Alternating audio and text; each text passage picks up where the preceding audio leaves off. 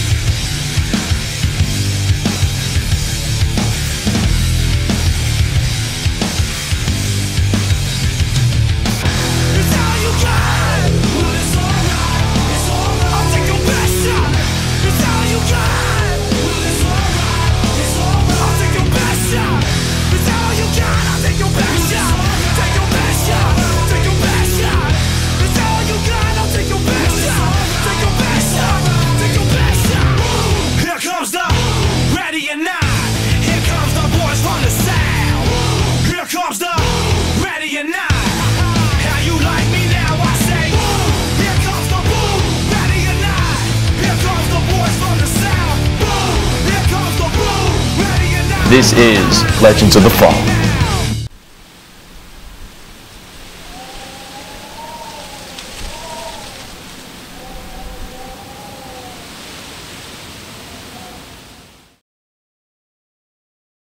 Hey there, sports fans, and welcome to Legends of the Fall. You know, Diana, North Avenue South is off to a great start, but every game is a new adventure. And this week, Nasty has to make sure not to overlook Hefty Strong.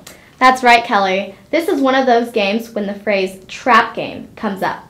Nasty is unbeaten, and Hefty hasn't won a game yet, but anything can happen when they walk on that field. We've seen it before in the housing division, so this one will be interesting. Speaking of what we'll be seeing, who's in the studio today? Today, Kelly, we'll be talking with David McCauley. We found out that McCauley has time for a significant other, and you'll be surprised to know just who that significant other is. Well, we look forward to that. Now, let's see just how the first half played out between Nasty and Hefty Strong. Hefty Strong won the toss and elected to receive. This proved to be a poor choice as the Nasty defense was able to record a pick six on the opening drive. This was shortly followed by another interception by Tapan Shaw. On Nasty's first offensive play from scrimmage, Nick Macy made an amazing catch in the back of the end zone for the touchdown. Despite the failed extra point, Nasty led early, 13-0. The Nasty defense continued their dominance and forced a 3-and-out. However, the ball went back to Hefty after a series of drops and missed opportunities.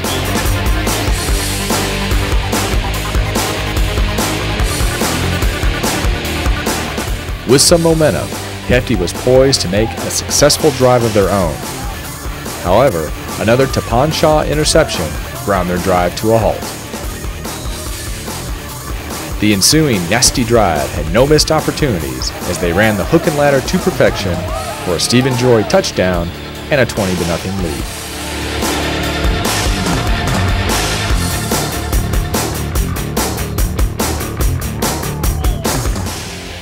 Hefty refused to give up as they got their offense into scoring position.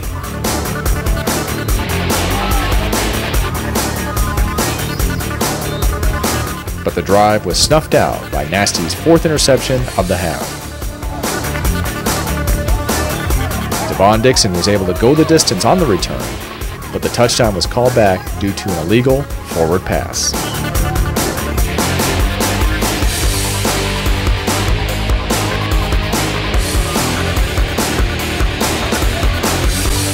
With little time in the half, North Avenue South was able to get into the red zone.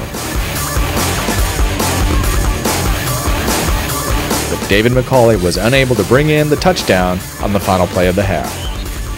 Nevertheless, North Avenue South went into halftime with a 20-0 lead.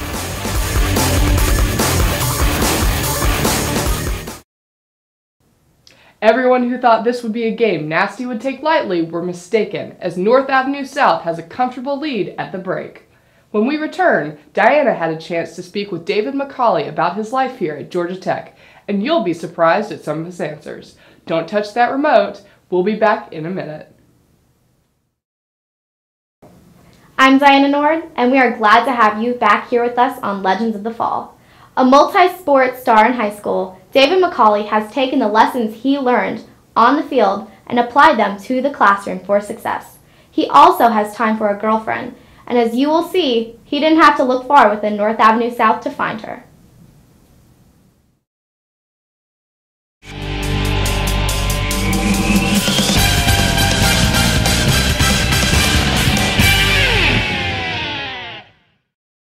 Yeah, I'm from Rockdale, which is 30 minutes east of Atlanta.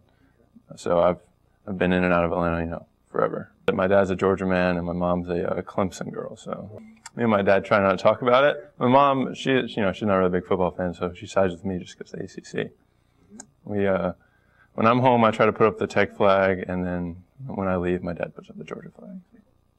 I had a professor last fall, Professor Damon Williams, and in ISYE, he taught supply chain manufacturing, and he was fresh out of school. He was from University of Michigan, but he's young and he could relate with the students, and I really liked his class too. So, I really like the community. All the residence halls that I've lived in, really enjoyed neighbors and just people throughout the building. You're all kind of working together. Even if you're not the same major, you can study together. You can encourage each other. And I think it really helps in that respect. We were all kind of involved in sports, but we had a lot of friends that, we would have to come back and tell them about our awesome game or whatever, because they don't necessarily want to play the sports with us. Pretty much all our friends are huge sports fans. One way we kind of come together in that building is we have a fantasy football league. So that kind of brings us all together, gets a little trash talk going during the week. I think I realized that there's a lot of people at Tech that I can associate with, and so I've made some great friends. Also, I've gained a lot of skills while I've been here, and become more probably more interested in sports now than I was in high school when I actually played sports. It's been great.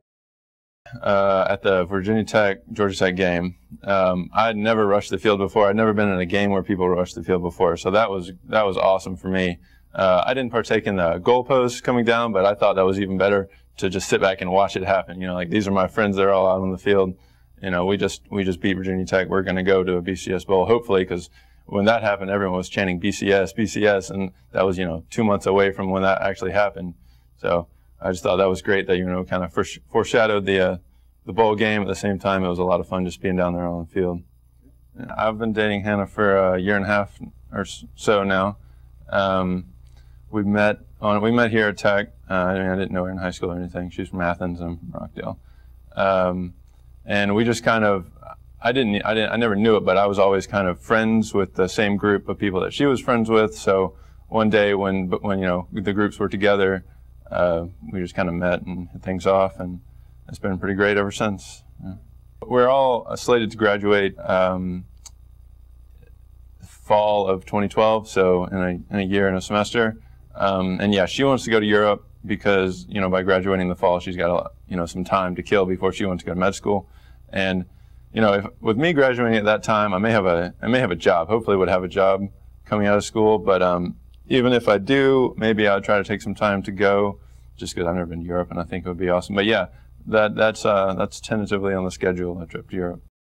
I don't want to be remembered, for anything athletic. I guess I wouldn't mind it, but that's not my goal. I want to be remembered for just being a real nice guy, and being a hard worker, and using my brain instead of brawn, I guess.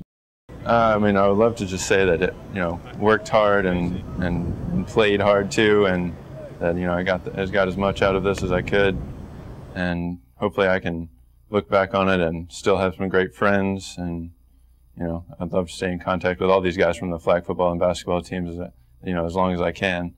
I just think I'll have had as much fun as I could have. This just goes to show you can have a significant other at Georgia Tech and still be at the top of your game inside and outside the classroom. Legends of the Fall would like to thank David for taking time to visit with us about life at Georgia Tech. When we return, Nasty has a huge lead, but is there a hefty comeback in the second half? We'll see after the break. The second half picked up right where the first half had left off. North Avenue South's quarterback, Greg Kowalski, was able to turn the corner and score on a long run on the first play of the half. A fifth interception and a pass in the flats to Stephen Kusi put Nasty's offense inside the 5.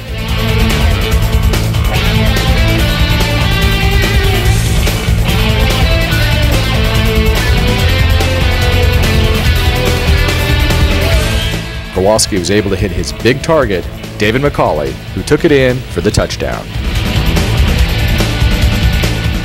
The 6th North Avenue South interception of the day set up a short field for Greg Kowalski to lob the ball over the defenders for another touchdown. The defense never let up as Stephen Kusi recorded his second interception and, incredibly, the team's 7th, which set a CRC single-game record. Kusi pitched the ball to DePon Shaw, who was able to walk it in for the score. The game ended with a final score of 46-0. Nasty's tenacious defense has yet to allow a point in 3 games, and the offense has averaged over 37 points of their own. With confidence growing every week, North Avenue South looks poised to bring home the housing championship in 2011. The offense is definitely clicking a little better. We're getting the timing down, and the defense has been a steel curtain since last year. So they're getting picks all over the place and stopping the opposing team's offense. The flag football rankings were released just a few days after the finish of Nasty's victory over Hefty Strong, and for the first time ever, North Avenue South has been ranked #1 in the latest CRC football poll. We congratulate Coach Hannah Gollin and the team for that impressive achievement. Kelly, Shakespeare once wrote, "Uneasy lies the head that wears the crown." That means every team North Avenue South will play this year will give them their best shot. Who wouldn't want to beat the campus #1 ranked team? The bullseye is now squarely on their backs, and beginning with the enraged ULCers next week, we'll see how being named the top team on campus affects their game. Until next time, I'm Kelly Stiegel. And I'm Diana Nord. And thanks for watching.